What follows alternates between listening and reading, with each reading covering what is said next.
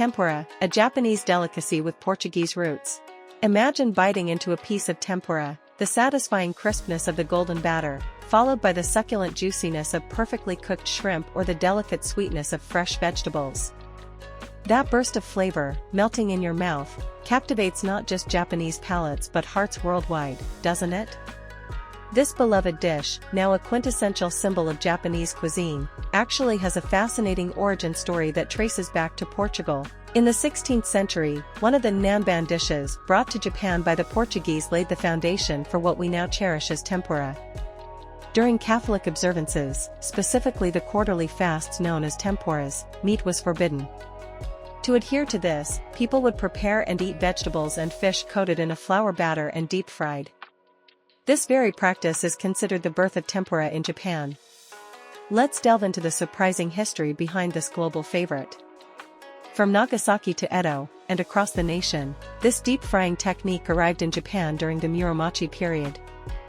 In Nagasaki, a variation known as Nagasaki tempura flourished, believed to have been brought by the Portuguese. The batter back then was a thick, fritter-like mixture made without water, incorporating flour, egg, sake, sugar, and salt.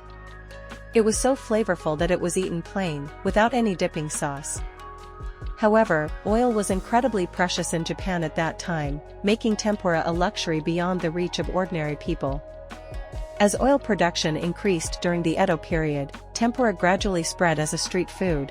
It became a popular snack on skewers, enjoyed casually as part of Edo's fast food culture alongside sushi and soba. During this period, Edo tempura developed a style with a thin batter, designed to highlight the natural flavors and aromas of the ingredients, and was typically served with a dipping sauce called tentsuyu.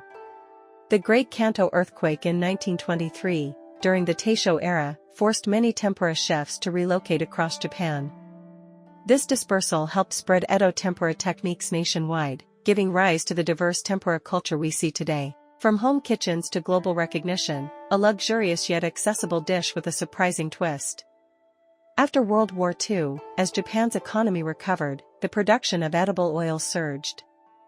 This transformed tempura from a dish for special occasions into something easily prepared at home. The introduction of commercial tempura flour, such as Showa tempura flour, further popularized the dish, allowing anyone to make delicious tempura with ease. Today, tempura maintains its prestigious status as a high-end dish served in specialty restaurants and traditional Japanese eateries. Yet, it's also a common sight in supermarket sozai, prepared food, sections, readily available for everyday enjoyment. And here's a surprising fact: while most people consider tempura a deep-fried dish, its cooking method is actually closer to steaming. When ingredients are fried in hot oil, their moisture gets trapped within the batter, and that steam cooks the ingredients from the inside. This process locks in the flavors, resulting in that unique texture, crispy on the outside and perfectly tender on the inside. Steamed dish? That's ridiculous, you might think. But it's true, not many Japanese people know this fact either. So, if you ever say, tempura is a steamed dish, right, you'll either get a "you know a lot," or a very puzzled look. Regardless, the fact that tempura has Portuguese roots, is both a luxury and a beloved common food, and has a surprising steamed aspect despite being deep-fried, really highlights the depth and diversity of Japanese food culture.